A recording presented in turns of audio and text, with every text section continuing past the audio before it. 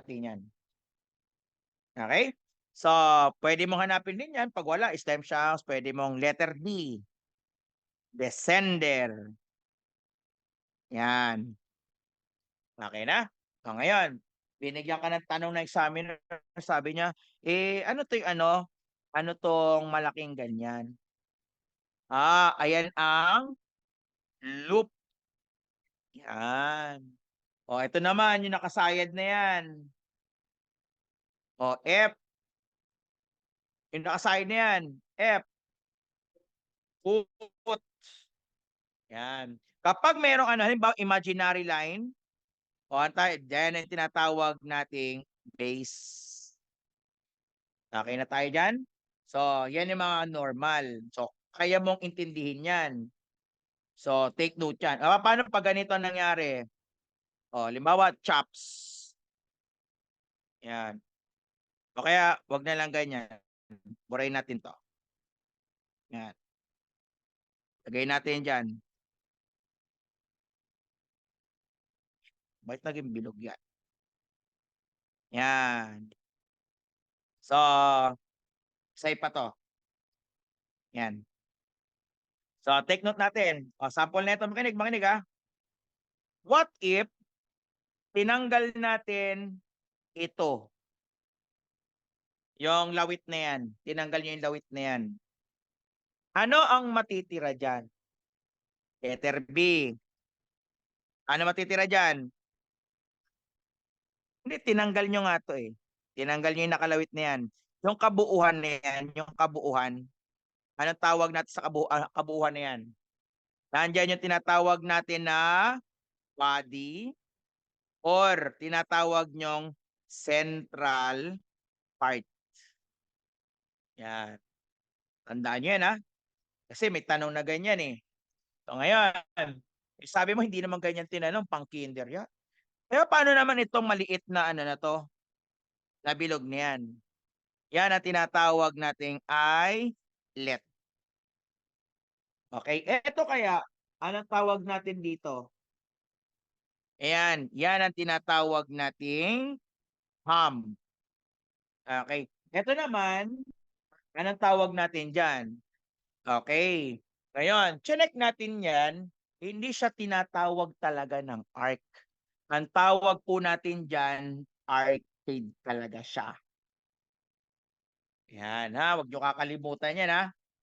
So, kaya yung sana yung mga ibang question examiner talagang arcade ang ginagamit nila. So, take note po natin yan. Huwag nyo kalimutan na. Kung halimbawa luma tanong sa inyo, edi arc din yan. Pero ang ginagamit talaga dyan, arcade. So, update nyo lang yung mga notes nyo na yan. Okay na? So, take note to ha. Huwag kalimutan yung mga simple lang. Pwede ko na ilipat.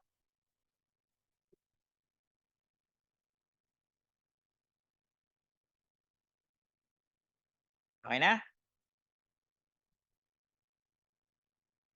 Sige. Tuloy natin. Ano ang sagot natin dito? Buckle nut, hindi pwedeng buckle nut. Ito yan eh. Tanggal na. Stem shank, pababa. Hiatus, putol. Ano yan? Flying start or initial or finish or terminal spar or space pillar. Yan. So, yan. Letter C.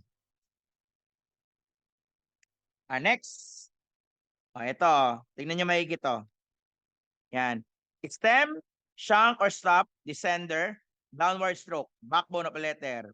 Wheel, upward stroke. Sender, buckle nut, horizontal stroke. Tingnan nyo maigi. Ang flying start and finish or spar space pillar, beginning and ending. Blunt, same din. Beginning and ending. Ano ang pagkakaiba lang ng spar? Ang pagkakaiba niya, ang flying start and finish or spar ay may vanishing, ibig sabihin pawala or diminishing. Pero ang blunt, no vanishing and no diminishing. In short, ayan siya. Tingnan nyo ito yung dulo natin. Yan. Mapurol, hindi siya pawala. So take note nyo, ang stem, shank or stop, wheel and buckle nut. Okay tayo dito? Sa, ano na yan? Sa given na yan? So, basic yan. Sige nga. Puntahan natin ang 36.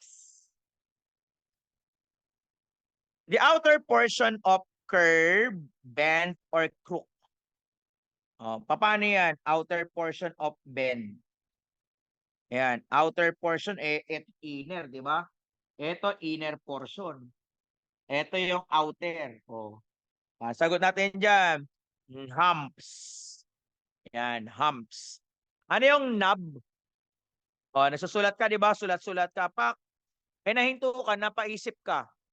Parang nakita mo yung ano mo, yung bebe, ano, yung crush mo, gumaganyan, ano, makakapal yung tinta. Yan, ayan yung knob. Yan, di ba? Paano nyo hawakan ng doorknob? Yung normal na doorknob, bilog, di ba? Malaki yung ulo. Hindi yung ano, hindi yung di ganun, yung doorknob na bilog talaga. Yun, ayun, doorknob dyan, yung pinto, yung ano dyan, handle. Ito yung take note nyo. Take note. Rounded inner part of an upper curve, bent or crook, arcade. Knob, a tiny pool, ink of the beginning or ending ink deposit. Central part, the body of the letter characterized by small, rounded, or circular. Parang ganito siya, Yan, di ba? Letter A. Tapos, letter P. Tapos, letter B. Sabi diyan, nasan yung body dyan? Yung body po dyan ay ito mismo. Yan. Yan yung body. Yan. Yan yung pinaka-body. Okay?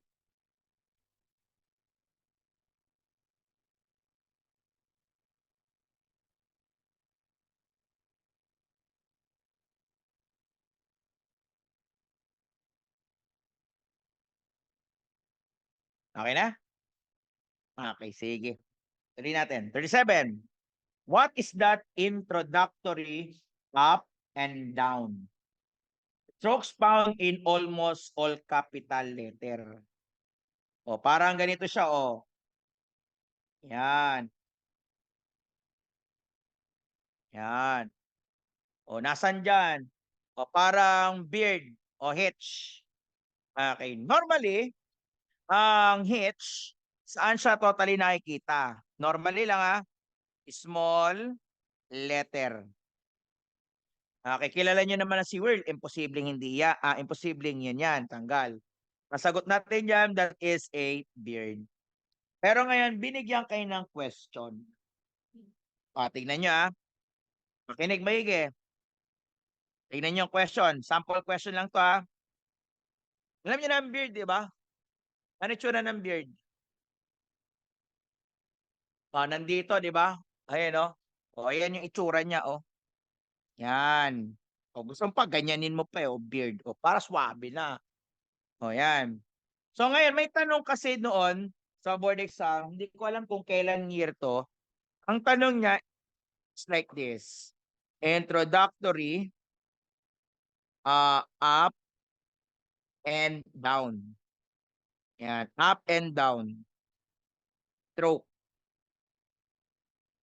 In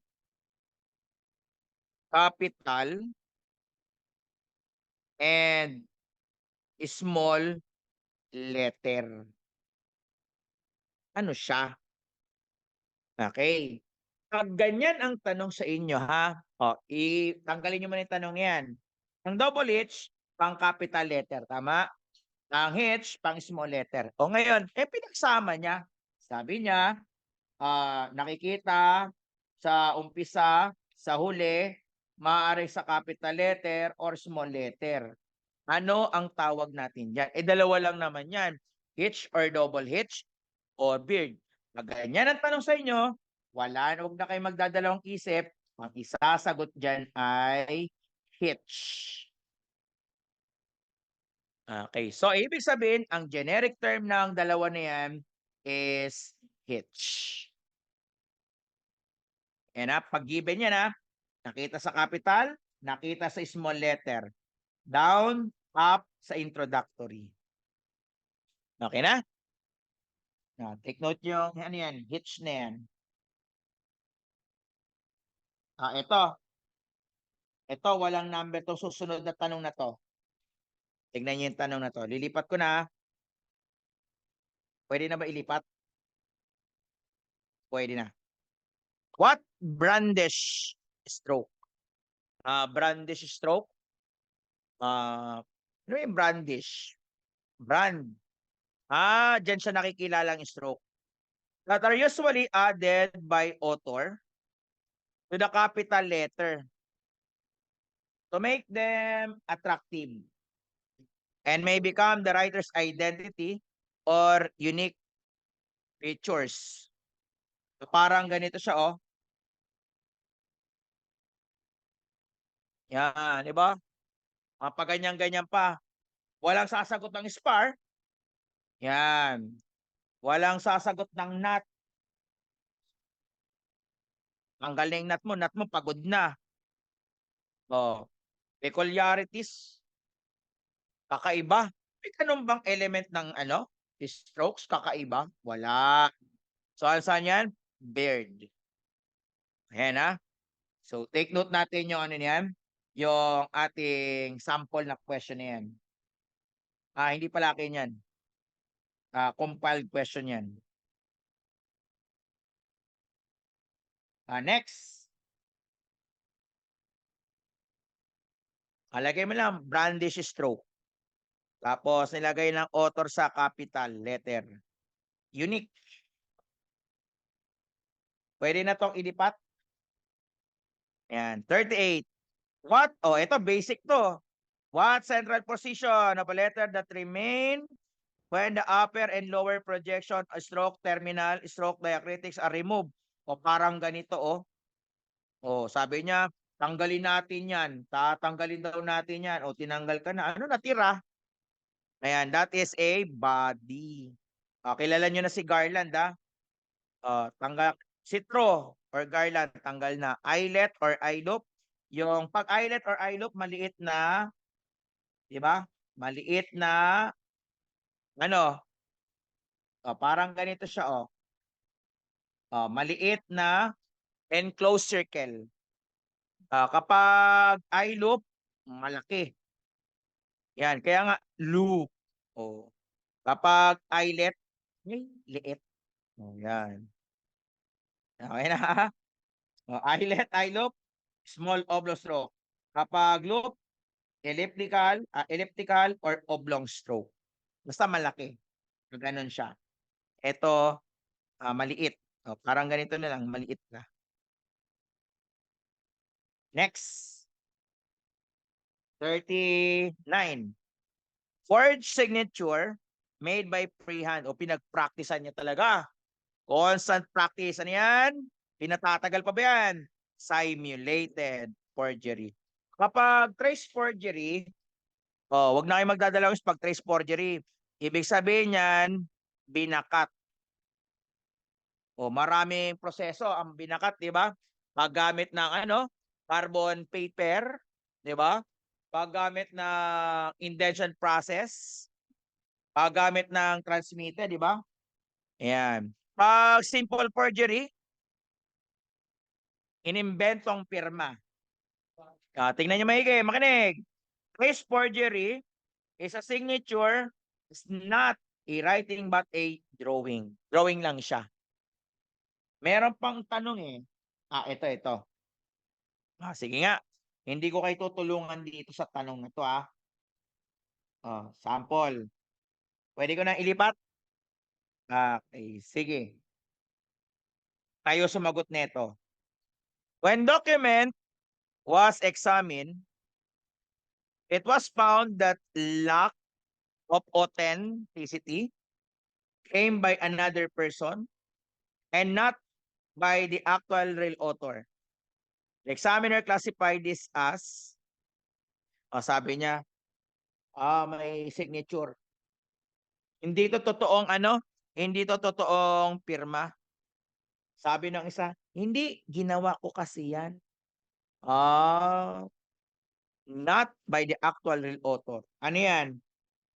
Special? Puting ina naman, sabi ko na nga ba Tanggalin mo na yung special mo tsaka disguise Spurious. Di ba imbento?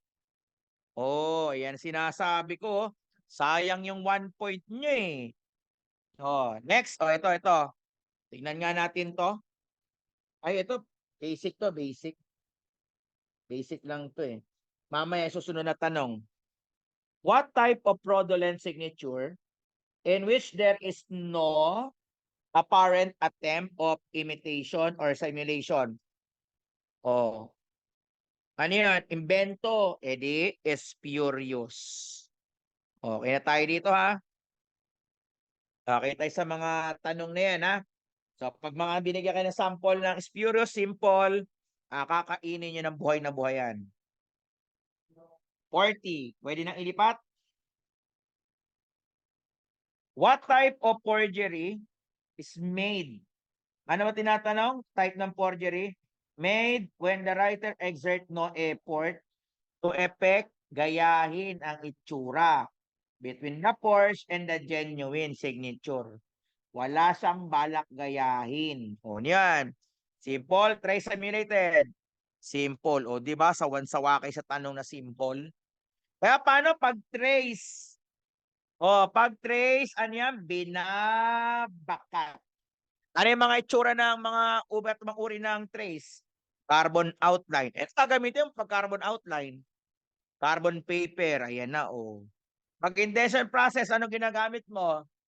Diin na sulat. Ayan, no? Diin ka lang. Diin, sulat.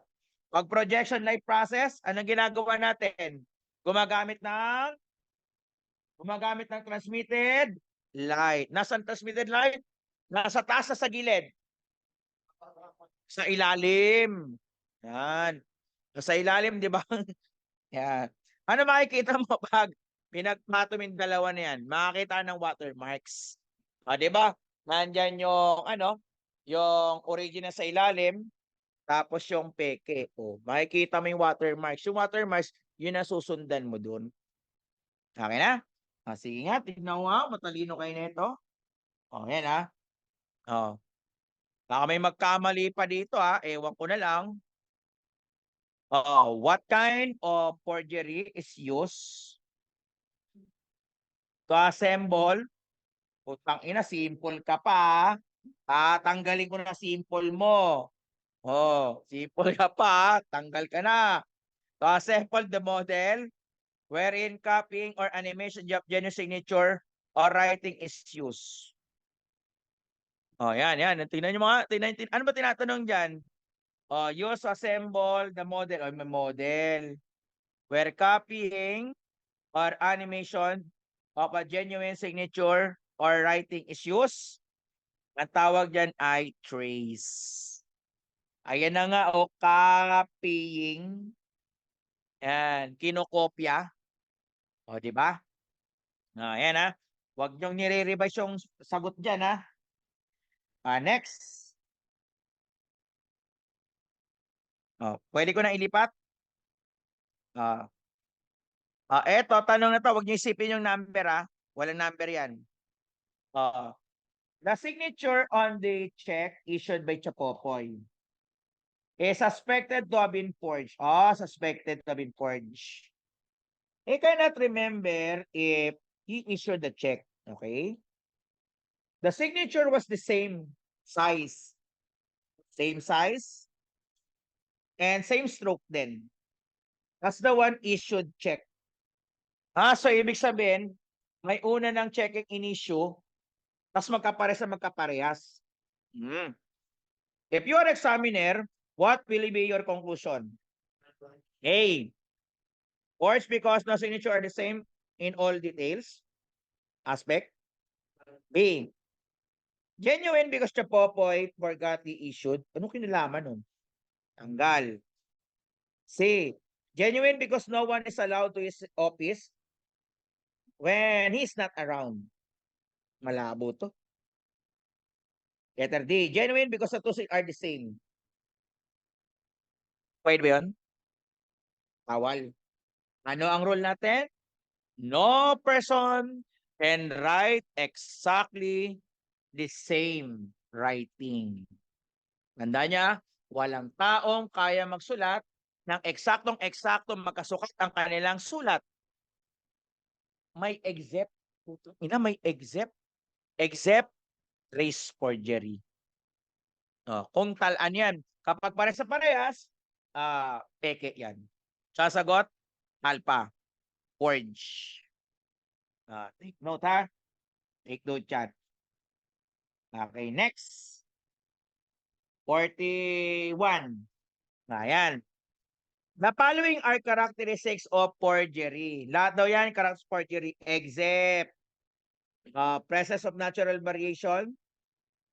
Characteristics of forgery yan. Hindi. Multiple pen lip. Yes. Showing the lousy quality of ink lines. Yes. Patchwork appearance, yung mga retouching. Yes. Ang sagot, alpha. Presence of natural variation. 42. As a rule, it is here to determine whether a signature is a forgery, but it is difficult on the other hand to establish who committed the forgery because may haba na dito, di ba? The forger might be left-handed, walang ganon. There should be no sufficient standard, walang ganon. Yung mahaba ka na. Imitation is one of the most effective means to disguise one's handwriting. Ang haba kasi nito eh. Pero wag niyo expect yan sa board ha.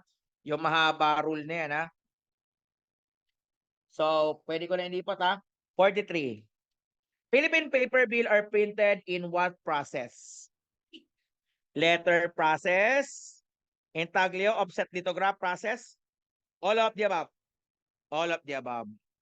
Ano yung letter process? Ano yung letter process? Punas ink, di ba? Letter process. Paano yun?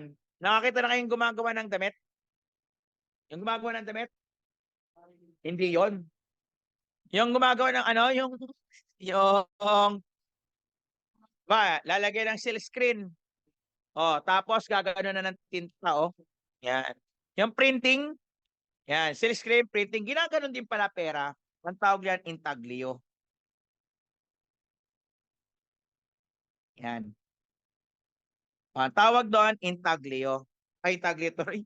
Intaglio nga, intaglio. Pag letter press printing, makinig, letter press printing, kaya naman, yung raised surface against sheet. Yung ano nyo, yung letter, anong nangyayari sa letter? Umuumbok. Kaya pag kinapa mo, yung pera, di ba? Pag kinapa mo yung pera, nakaumbok. Letter press printing yon. Okay, pag intaglio, punas ng tinta. Okay? Pag offset lithograph, anong ginagawa sa offset lithograph?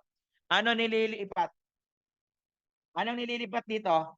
Yung printing technique which ink image is transferred from a plate to a rubber blanket. Yan. Ano yan? Yung offset lithograph printing. Yan. Ayun Yan. Ayun na, nasa harapan. Gumawa na nga ako ng kuha ng picture. Yan. Ganyan yan. Yung offset lithograph printing. Intaglio, punas ink. Pag letter press, nakaumbok yung letter. Pag kinapa mo, sasalat mo. Diba? Ang sagot natin dyan, all of the above.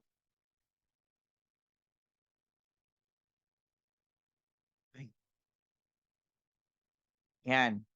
Ito naman yung sample ng dandy roll. Yan, tingnan nyo. A process, makinig, used to create watermarks on the paper bill. Pag pang-create ng watermarks, dandy roll paper. Yan ayan, ganyan ang itsura ng tinatawag nating dandy roll. So, ibig sabihin, ano magiging resulta niyan? Ano magiging resulta niyan? Yung watermarks. Ano tawag natin kay watermarks? May tawag tayo kay watermarks, di ba? Putina, patay. Konsensya. Di ba yung pertas na sa puti? Di ba? Si konsensya. Tandaan nyo yan, next. Ito, walang number. The Philippine paper bill is composed of, basic yan. 20% cotton or 80% abaca. Tama ba to? Tama to? Mali. 20, 30, mali. Walang ganun. 20% abaca, 80 cotton. Tama. Yan, letter C. Yan.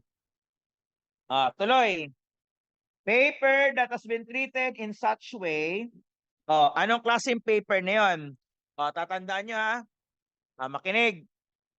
Lahat ng mga security paper, pucha, nabanggit ko na eh. Ayan. Makinig ko na kayo. Makinig. Hindi ko intention na itanong yan. Lahat ng mga security paper, tingnan nyo maigi ha. Ano yung mga papel na ini-issue sa atin na security paper? Sige nga. Sample. Yung paper na may security. Ano na, pumunta kayo ng PSA. Ano yung binibigay sa'yo? Birth certificate. Yung papel noon. Yan ang good example ng security paper or safety paper. 1. Ano pa? Cheque.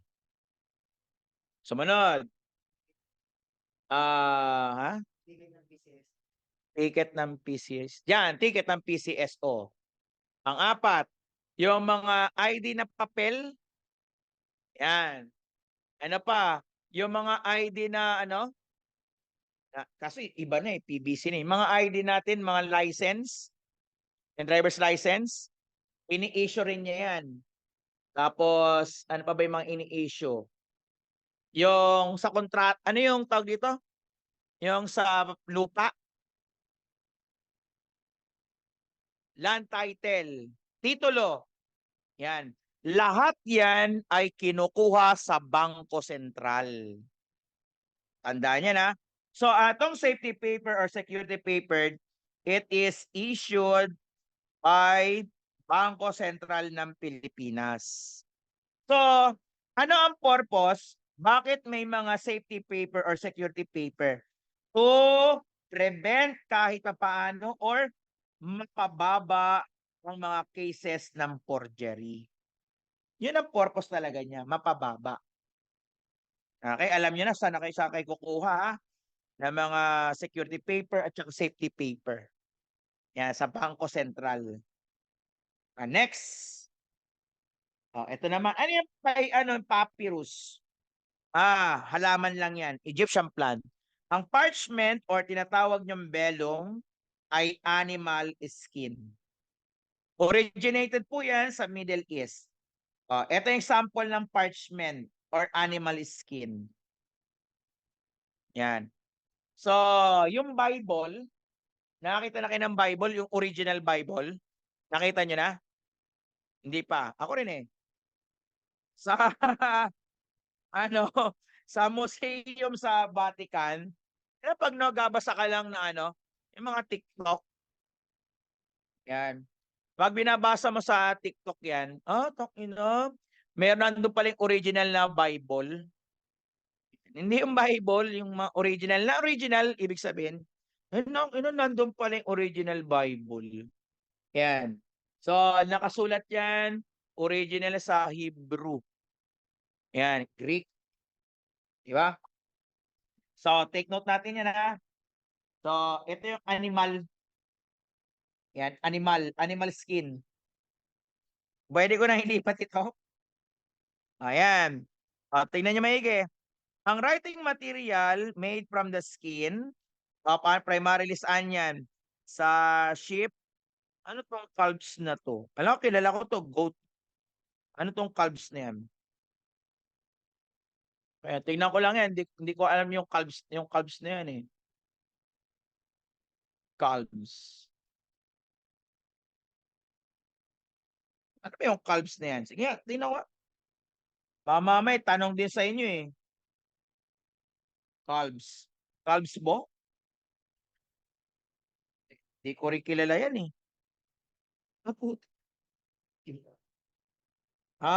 Ito. Ano yan?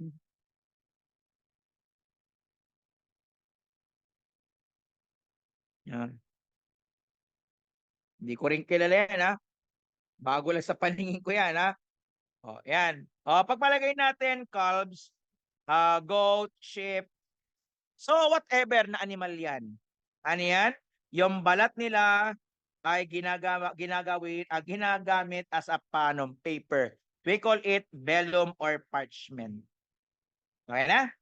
Sige. 44, kunwari mga expert na kayo. It is one of the most expensive instrument used for examining document that show three-dimensional enlargement. Ano yan? O, may 3D. Tingnan nyo maigi, ha?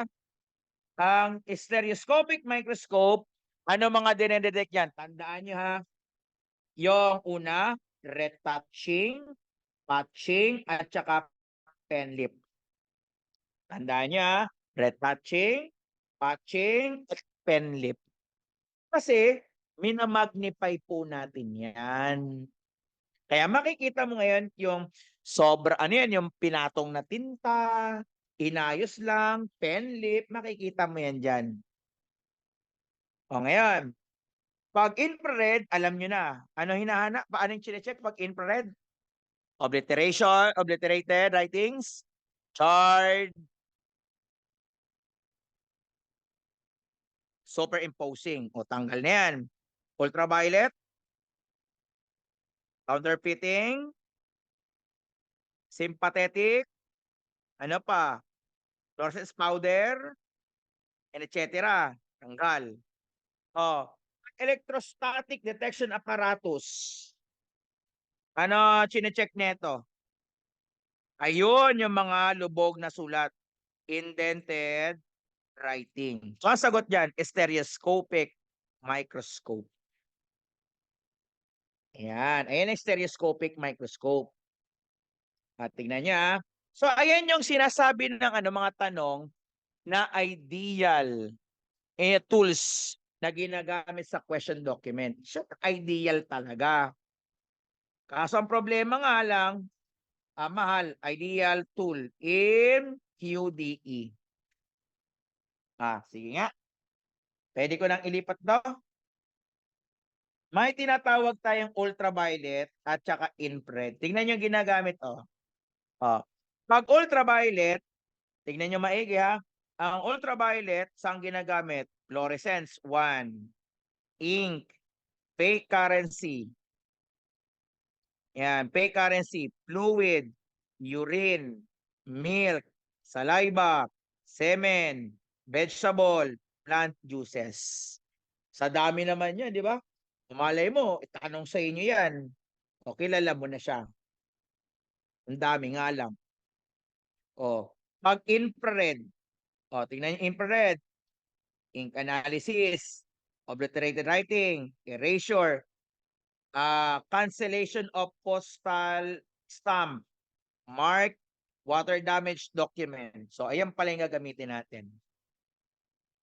Check niya. Yung fluorescent, ink, fake currency. Kaya pag halimbawa, natapos tayo dito, bago kayo matulog, i-ano nyo kagad lahat yan. I-touch up nyo, ayusin nyo, i-check nyo lahat para natatatandaan nyo. Next, pwede ko na ilipat. Ayan yung ayan yung good example na pinagagamitan yan. 45. A signature on a check is suspected to have been forged. The president need to remember categorically whether he had issued the check. The signature was compared with genuine signature. Both were the same size, shape. What will be your conclusion as QDE? Genuine? Genuine, forgery. Forgery. Bakit? Kasi walang taong kayang magpirma ng parehas sa parehas. So that is a Charlie. Yan. Take note yan. Next. 46. An illegible form of writing which characterized by partially visible